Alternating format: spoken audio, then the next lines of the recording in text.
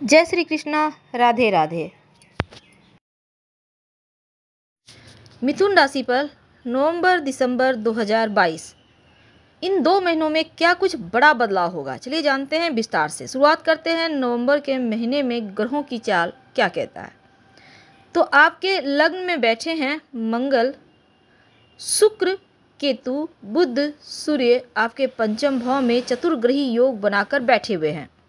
चंद्रमा और शनिदेव आपके अष्टम भाव में विराजमान हैं और देव गुरु बृहस्पति आपके दसम भाव में हैं।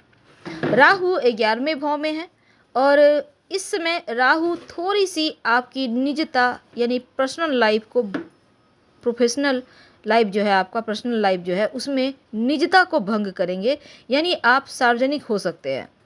वैसे तो समस्याओं को निपटाने में थोड़ा प्रयास करना है, लेकिन आपकी इनकम बढ़ी हुई है।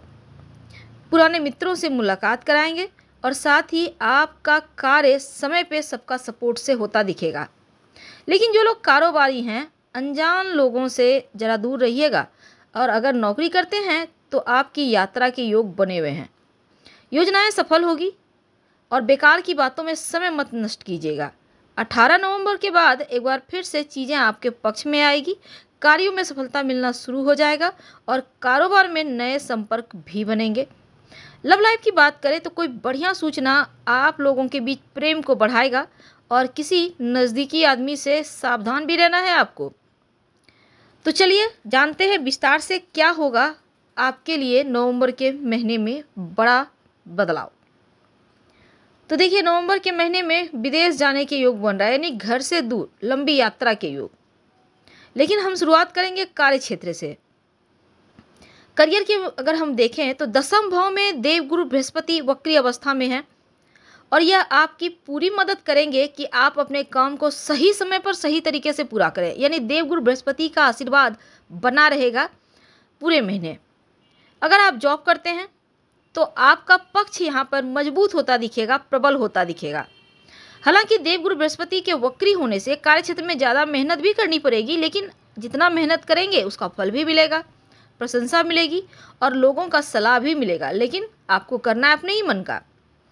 आपके संबंध अगर आप जॉब करते हैं तो अधिकारियों से मजबूत हो सकता है, लेकिन अगर आप नौकरी बदलने की कोशिश कर रहे हैं तो शुरुआत में ही, महीने की शुरुआत में अगर आप करें तो आपको बड़ी सफलता मिलेगी। बुध, शुक्र और सूर्य छठे भाव में जैसे ही जाएंगे 11, 13 और 16 नवंबर को, तो क्या होगा, यदि कोई शत्रु विरोधी षड्यंत्र भी रचेगा तो आपको परेशान नहीं कर पाएगा, आपसे जीत नहीं पाएगा। लेकिन सतर्क रहना आवश्यक है, सावधान रहना बहुत ज़रूरी है। अगर आप व्यापारी हैं, व्यापार करते हैं तो आपके लिए उत्तम वक्त है और सप्तम भाव के स्वामी देवगुरु बृहस्पति दसम भाव में रहेंगे तो अपने व्यापार को आगे बढ़ाने के लिए प्रोत्साहित भी करेंगे। दूसरी तरफ देखिए, आपको यहाँ पर देखिए 13 नवंबर को वक्री मंगल वृषभ राशि में गोचर करेंगे। द्वादश भाव से सप्तम भाव को देखेंगे तो विदेशी माध्यम से या दूसरे राज्य से अगर आपका व्यापार चलता है तो लाभ की स्थिति बढ़ेगी। बस समय का सदुपयोग करें और व्यापार वृद्धि के लिए प्रयास करें। अब देखिए, सप्तम भाव पर दृष्टि है प्रथम भाव से, तो ऐसे में क्या होगा कि आप व्यापार में सावधान रहने का आवश्यकता है। ज़रूरत से ज़्यादा किसी को उधार देने लेने से बचें। लेकिन धन की बात करें तो पंचम भाव में 4 ग्रह एक साथ एकादश भाव पर दृष्टि डाल रहे हैं। राहु महाराज यहाँ पर विराजमान है, तो आपकी आर्थिक स्थिति में सुधार होगा, इनकम बढ़ेगा, चुनौतियाँ थोड़ी कम होगी। लेकिन जैसे ही बुध, शुक्र और सूर्य आपके छठे भाव में जाएंगे, रोग, चोट, ऋण, कर्ज, शत्रु के भाव में और द्वादश भाव को दृष्टि देंगे तो आपकी खर्चा बढ़ता दिखेगा। तो आप 16 नवंबर के बाद खर्चे बढ़ेंगे आपको यहाँ पर अपने धन के मामलों में संभल के रहना है। तो धन का सही तरीके से प्रयोग करें, उधार देने लेने से बचें तो उत्तम है। हालांकि धन आएगा लेकिन खर्च भी होंगे। इसमें कहीं भी पैसे इन्वेस्ट करने के पहले 2 बार सोच लीजिएगा, नहीं तो आर्थिक स्थिति बिगड़ भी सकती है। स्वास्थ्य की बात करते हैं। आपके राशि के स्वामी पंचम भाव में है, 13 नवंबर को छठे भाव में जाएंगे तो स्वास्थ्य संबंधी छोटी मोटी मुश्किलें बढ़ेगी। शुक्र, सूर्य, बुध छठे भाव में है, मंगल भी वक्री अवस्था में आपकी राशि से निकलकर वृषभ राशि में जाएंगे, तो वहाँ से छठे भाव को पूर्ण दृष्टि डालेंगे। तो स्वास्थ्य का आपको बहुत ख्याल रखना होगा। खाने पीने की आदतों को थोड़ा सा सुधारिए, जैसे कि स्किन की परेशानी, एलर्जी, आँखों की समस्या जैसी चीज़ें, या महिलाओं को उनकी परेशानी थोड़ी बहुत दे सकती है। तो डॉक्टर के संपर्क में रहें और नियमित रूप से अपना इलाज कराते रहें। रिश्तों की बात करते हैं।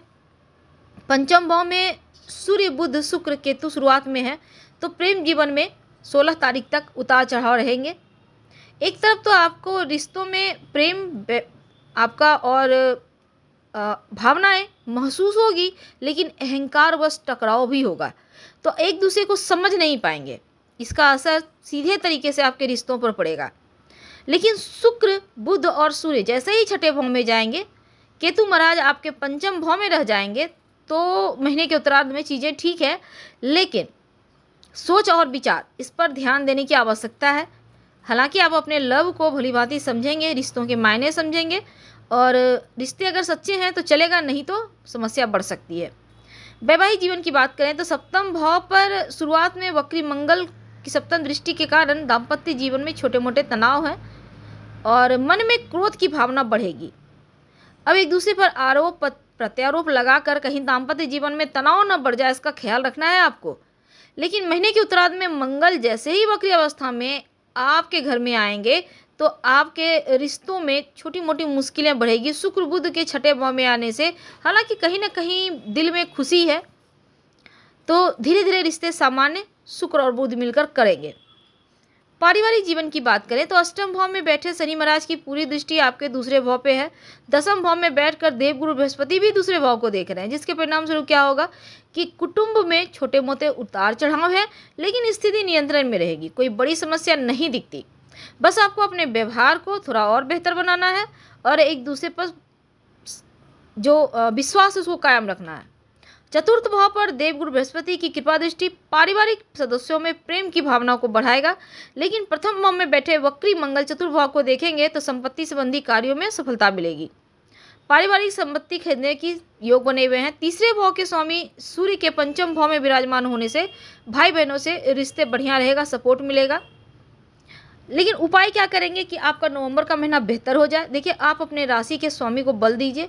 आप यहाँ पर थोड़ा सा, जैसे कि बुधवार के दिन गणेश जी को दुर्वा अर्पित करें, गाय को आप हरा चारा खिला सकते हैं। और शुक्रवार के दिन जो वैभव विलासिता का कारक ग्रह है, जो सुख देता है, आप जैसे कि अपने शरीर में इत्र लगाएं, श्री सुक्तम का या कनक धारा का पाठ करें तो आपके लिए अच्छा है। और शनि मंत्र का नियमित रूप से जप करते रहिएगा, ओम शं शनिचराय नमः, आपके लिए उत्तम रहेगा। चलिए जानते हैं अब कि दिसंबर के महीने में क्या होगा। देखिए, दिसंबर के महीने में केतु तुला राशि का 5वें भाव में, शुक्र, सूर्य, बुध आपके छठे भाव में, शनिदेव अष्टम भाव में, चंद्रमा 9वें भाव में, देवगुरु 10वें भाव में, राहु 11वें भाव में, मंगल 12वें भाव में रहेंगे। तो कहीं ना कहीं आर्थिक स्थिति में अस्थिरता रहेगी। हालांकि वाद विवाद में आप विजय प्राप्त करेंगे। न्यायालय का जो भी आपका न्याय संबंधी कार्य है वो आपके पक्ष में आएंगे, लेकिन कहीं कार्यस्थल पर आपका मजाक न बने, इसलिए आपको जरा संभल के रहना है। कहीं भी निवेश मत कीजिएगा इस महीने में, बड़ा निवेश तो उत्तम रहेगा। संतान से सुख मिलेगा, विरोधी परास्त होंगे और इनकम हालांकि हो रहा है, मित्रों का सपोर्ट मिलेगा। जीवन साथी के साथ रिश्तों सुधरेंगे और लव लाइफ भी आपका उत्तम रहेगा। अगर आप बेरोजगार हैं, नौकरी की तलाश में हैं, तो सफलता मिलने के योग बनते हुए दिख रहे हैं। डूबा हुआ फंसा हुआ रकम भी वापस प्राप्त होगा। तो हम आपसे विदा लेते हैं। नवंबर दिसंबर के बारे में हमने विस्तार से बताया। अगर जानकारी अच्छी लगे तब लाइक कर सब्सक्राइब करें, अपनों से शेयर करें और कमेंट में हर हर महादेव जरूर लिखें प्लीज़।